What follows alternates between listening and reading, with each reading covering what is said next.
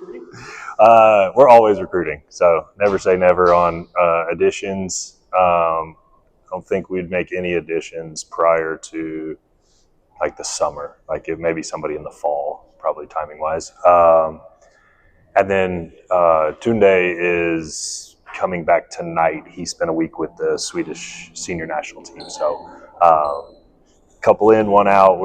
We have not had a period with all of them. And then a couple guys aren't healthy. So the summer has been a little bit patchwork, just a lot of practicing from Coach Howell and Coach Wilder, getting a lot of reps. But it's been good. We've been able to make some progress. I'm curious, Finn being the most recent, I guess, addition or newcomer. Tell us something about Finn, and is he in week one did he come as advertised? Yeah, to this point, so far I think everybody's done a good job, and I think Finn is a really talented guy. Great size, understands the game, has played at a high level, really shoots the basketball.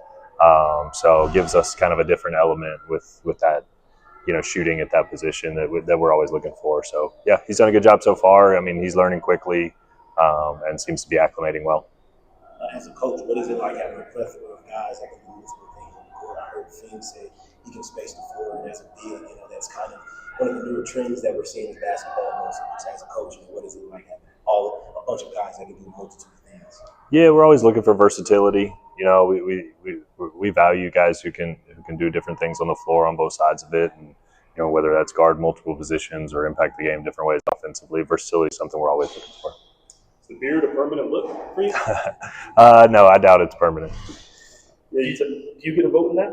What's that? Do you get a vote in that? Or yeah, I'm the only vote that counts in that. You talked about the challenges of having guys in and out, but with only 8 hours per week of basketball instruction, what do you guys want to accomplish this summer going into the fall? What's a successful summer for you guys?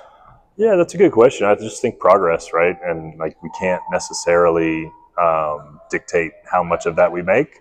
We can't control all of it. Who's here, who's not, who's available, who's not. Just with the group that we have, can we get better every day?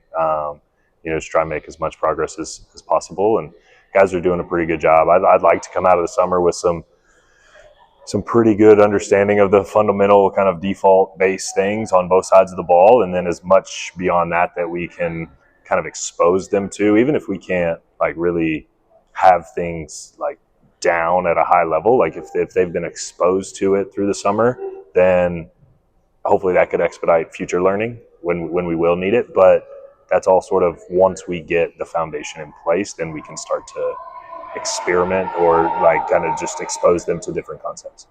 So I understand that when you're recruiting, you're trying to find guys that fit your system. But I know it's early. I know you have guys in and out. But now that you have them here, are you feeling optimistic that you have the right pieces? You like what they're seeing, how they can fit into your mold?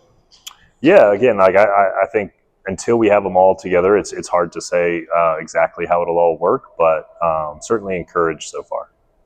I have not asked you this yet, but you're about to lose one of your assistant coaches to New Mexico Highlands. What is Highlands getting out of a guy you're about to lose? I'm glad you asked that. Scott Waterman is a fantastic basketball coach, and I couldn't be happier for him. Terrific decision by Highlands. I think he's going to do amazing things there, and we could not be more appreciative of his time here. Having him come out, for me, having another head coach with someone of his experience on the bench was super valuable for us last year. I think obviously our players benefit from someone with that type of understanding and experience. Our coaches benefit from that, just his perspective, the diversity of his experience, and then just his approach to it, right? Again, he's been a head coach. He's been a very successful head coach, and he showed up and with a kind of no job too small approach to it. If we needed him to do scouting, if we needed him to do individual workouts, you name it, he was all in on a daily basis. And just super appreciative of our time and feel fortunate to have gotten to work with Scott. And I'm fired up to see what he's going to do because he's a fantastic basketball coach. Will Highlands appear on the schedule again next year? Is that can you work that in there? If it's possible, we can't control all the dates and all the things, but yeah, if possible, we would certainly work with Scott. Yeah. I'm curious with Uriah and Jake in particular. Chris was an extension of the coaching staff in a lot of ways, just because he knew the system and he was a veteran. Jake and Uriah, are they taking that on a little bit as the only other two returners? Yeah, I think they're doing a good job of that. I think that's something that they're conscious of, and it's something that we've talked to them about. Is like, you're not the new guy anymore, and you just go out there and take care of, what you have to do. Being vocal, kind of getting out of their comfort zone in some areas to help other guys make progress is an area that they're both understanding is needed, or understand that's needed from them, and they're certainly making an effort to do. I'm curious too, the extension of that. Well, I mentioned Chris being kind of an extension of the coach staff because he knew so much about the system.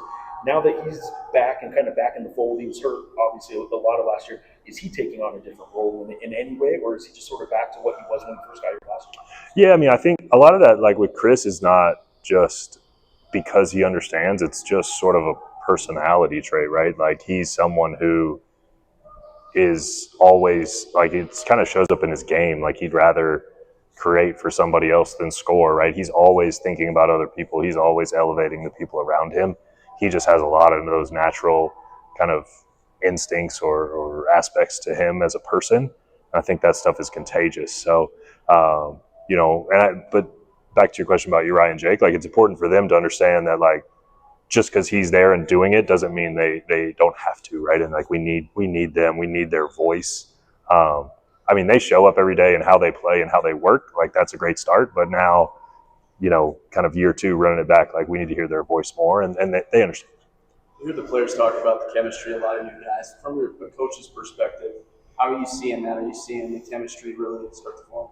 Yeah, it's really good. But I think, across the country, it's really good in July, right? Like, everybody would tell you things are going great right now, and they're not. It's true. It is. Like, it's going well, right? So I think you really learn about your team when things get hard, But again, just like everything else, encouraged by the start, and I like the people that we have. I think we have good guys. We have the right people in the room, and we just got to cultivate and build on that. Coach, who are some of the new guys out there in the team system? Yeah, everybody's doing a good job. Hudson Mays is a guy that it's not necessarily new for. Again, I think we talked about this previously, but like, what he was doing last year is what we're doing, like, down to the vast majority of it. There are some subtle differences, but like, even the terminology is very simple.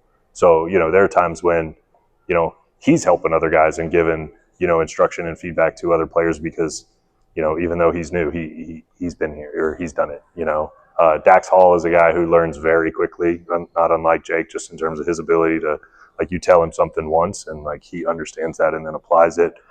You guys talked to Federico and Finn. They've been doing a great job. I think they're great fits for how we play, and they're able to just kind of be themselves. Tunde is another person who basketball is natural for, and just how he kind of sees the game and processes information. So I think we have a group that seems to learn quickly, and just has really good instincts for how to play. I mean, Benny Shook is one of the most instinctual players I've been around, just with the creativity and that he plays with as a passer and a playmaker. So yeah, they're all doing a good job. I don't know if I left anyone out, but there's no one who's like struggling.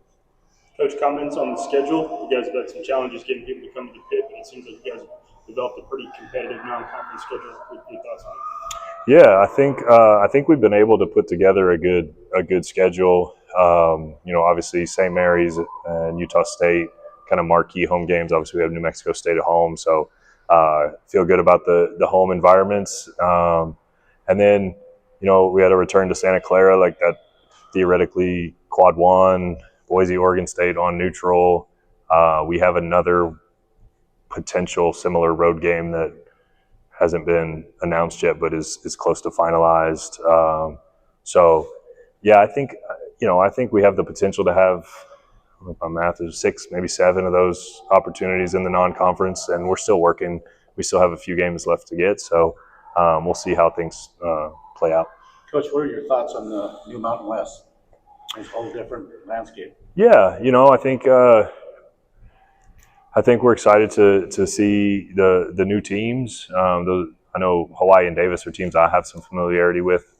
previously being in a conference with them. I know that the coaching staffs there are terrific, and those are difficult places to play, and they do a good job. So I think they can be additive. I know UTEP is trying to do more in terms of their investment. So we're hoping that the new teams can add value to our league, and those of us who are returning, continue to build on what we're doing. I think it's important, right? Like, we're all competitors in the conference, but we all need each other to be good, right? And so it's like we're kind of collectively in it together as competitors, and I like what I see from the other teams, and San Jose State looks to be much improved if they can stay healthy. Sundance is doing a great job at Wyoming and building that, so expect it to be a very strong league, and hopefully one where everyone can put together some non-conference resumes that give us a chance to be in consideration for at large. And for one more. Pitt, is this a place that can host a preliminary round game? I think this is a place they should be hosting preliminary round games, and I don't know all the sort of logistics that are required, so I don't want to speak to that. But I would just, I think that they've done a really nice job of finding a community in Dayton that really supports that event, and I'm confident that this is that type of community, and I hope that they factor that in appropriately.